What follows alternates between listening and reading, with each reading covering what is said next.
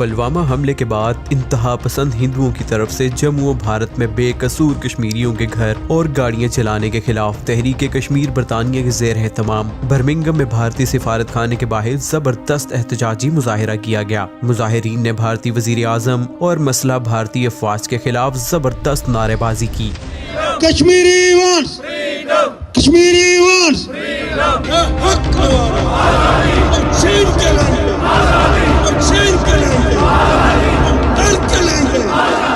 احتجاجی مظاہرین میں مرد و زن اور بچے بھی شامل تھے۔ احتجاجی مظاہرے کی قیادت کرتے ہوئے فہیم کیانی صدر تحریک کشمیر برطانیہ کا کہنا تھا کہ بھارتی افواج کی انتہا پسندانہ سرگرمیاں اور دہشت گردانہ کارروائیاں عالمی تناظر میں اجاگر کرنے کی ضرورت ہے۔ کشمیری اپنا حق آزادی لیے بغیر چین سے نہیں بیٹھیں گے۔ Irfan Khan, UG news, Birmingham.